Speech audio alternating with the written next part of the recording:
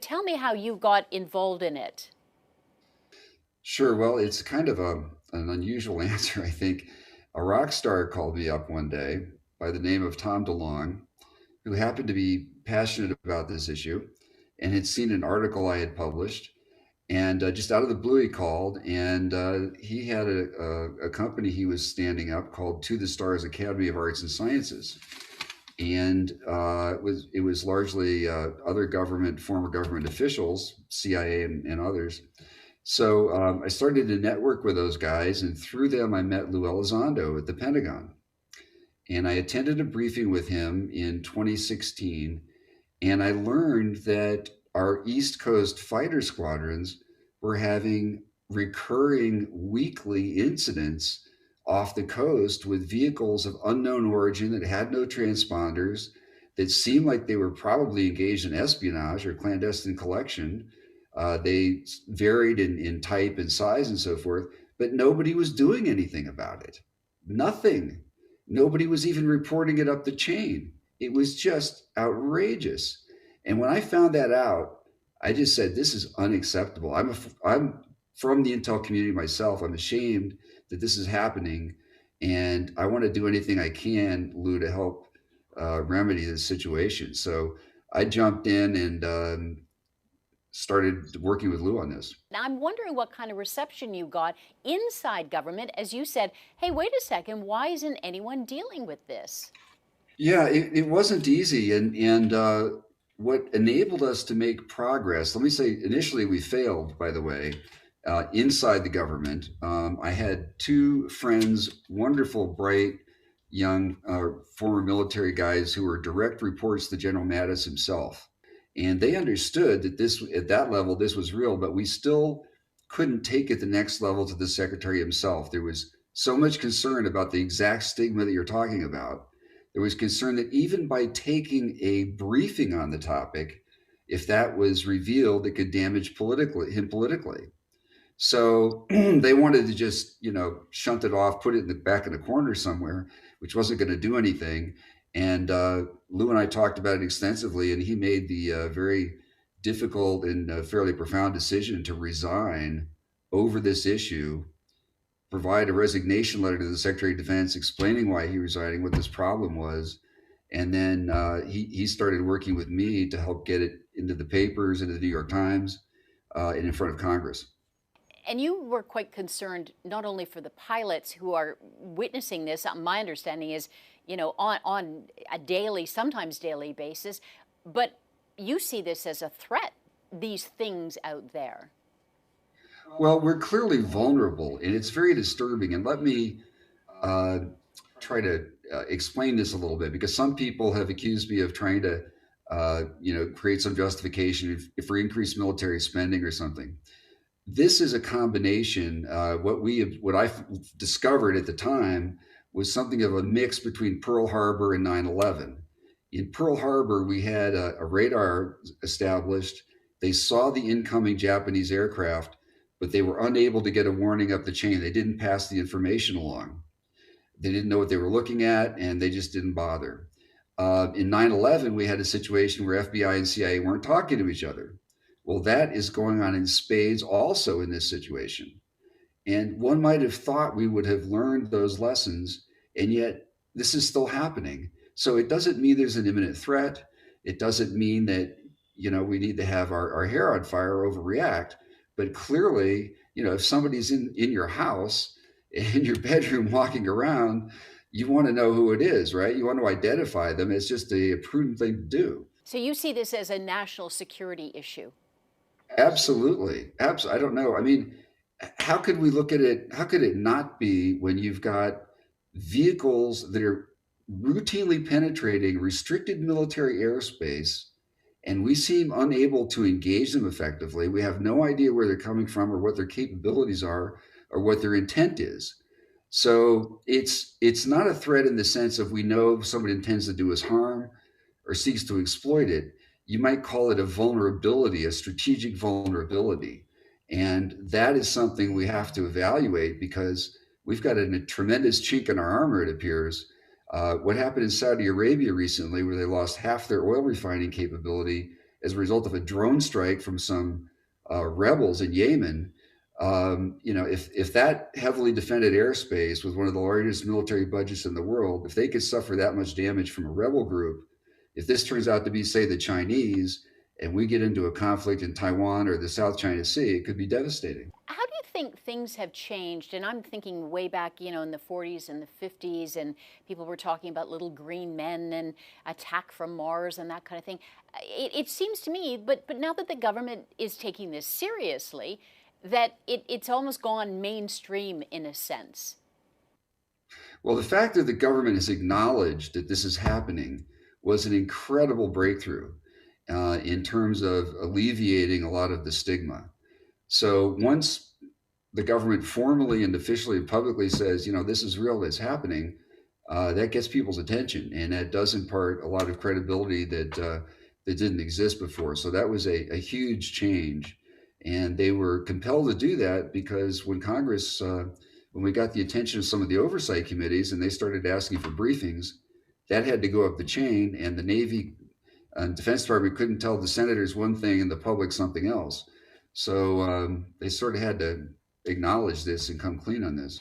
This report coming out in a month or so, or maybe it's delayed. What do you want to see in that report? What do you want acknowledged, I guess, in that report when it comes out?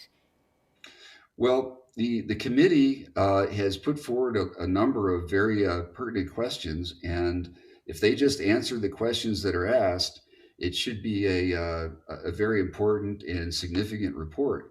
So they've been asked to review all the classified information, assess it, determine if there's reason, how much reason there is to be concerned. Is there a threat?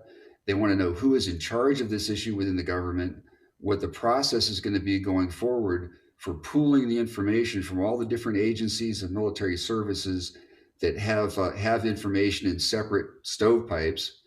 They want to know if there's evidence of technology that is more advanced than anything in our inventory. So I think if they take on those questions, just answer the mail, that will be very significant and a big step forward. Do you want some kind of truth, or some kind of some kind of vindication, I guess, for the work that you've done? The truth is what we're after, and I think if they tell the truth, and it's going to be hard not to, because enough people now have more information. I think unlike Project Blue Book in 1970, they're going to have to acknowledge that there is something there we need to be concerned about from a national security standpoint, and that we're observing, in some cases, vehicles that demonstrate capabilities beyond anything we possess. If they're really candid, they'll have to go so far as to say, we don't even understand how you could build something that would do that. We don't even understand the science behind it. Not like somebody's a couple generations of fighter aircraft ahead of us. I mean, this is a whole difference of kind, not degree. So I think that report, given the knowledge that is disseminated now, they're not going to be able to entirely duck this. And I think it's going to start to change people's thinking a little bit. Why do you think they want to monitor U.S. military forces? Well, probably largely for the same reason we do, to understand what threat we could pose to them.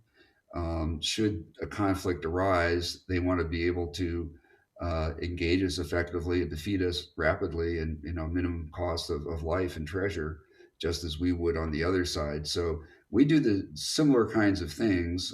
We don't have vehicles quite like this, but we're certainly very actively monitoring military forces in other countries. How involved are you in the study of this and some of the other videos that have come out? I do some private consulting.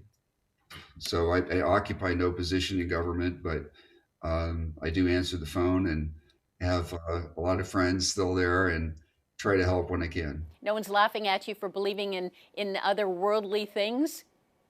Well, I'm not suggesting there are otherworldly things necessarily. I'm just pointing out that there is no scientific basis for denying that that could be the explanation in some cases.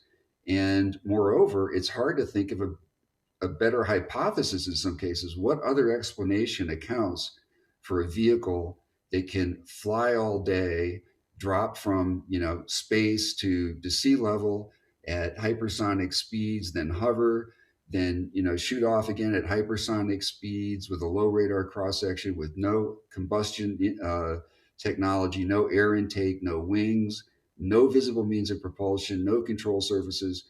If somebody can tell me a better explanation, I would love to hear it. Would I call you a believer in UFOs? But yes, I do undoubtedly believe that we see things that are unidentified. What's concerning is they're swarming some of our warships. They're hovering in places where we're doing workups for operations and training and deployment. They're not going to the scenic places, it seems. So what they are is the big question, of course, and I don't claim to know. And I think we're going to find it's probably more than one operator behind this, because we're seeing some very different and distinct kinds of aircraft, kinds of vehicles. Why do you think they're here? Why do you think this is happening? Well, it appears, perhaps not surprisingly, that we know a lot of potential adversaries are interested in our military capabilities. We're the big guy on the block, and countries like Russia and China want to keep a very close tab on what we have and what we do and how we do it. What it seems to me is that somebody is conducting clandestine reconnaissance, and although in some cases, curiously, they've become more bold. And recently, in some of these cases, say in 2019, it's clear they wanted to be observed, and it seemed they were trying to provoke us to test our air defense capabilities, see how we react, what frequencies we emit on, all that kind of thing. So it's gotten a little more bold, a little more aggressive, a little more concerning. So do you think it's China and Russia, or do you think it's otherworldly? I really am reluctant to speculate, in part because it can paralyze the process. If we just don't have the data to answer the question. Speculation is easy. What we really need is more data. And unfortunately, the second you start talking about anything off world, a lot of people just shut down. The conversation's over. Do you know of anything specifically that has happened in Canada? Oh, sure. There's lots of incidents where NORAD has had. I interviewed a colonel from NORAD on the Unidentified television show, and he talked about a high flying UAP that came down from the Arctic, crossed Canada, and we were scrambling everything we could in the air to intercept this thing, and we're unable to intercept it. And it went out over Florida and Cuba and disappeared. There's a famous case in Canada of a gentleman, I think he was a miner, and he was in the woods and claims to have come across a craft that was landed, and he approached it, and he ended up getting like radiation burns on his chest and had to go to the hospital. But when they went to investigate, they did find the vegetation charred and what looked like a place where something heavy and hot had set down, and he had these wounds on his chest. So there's some very interesting stories about things that have happened in Canada.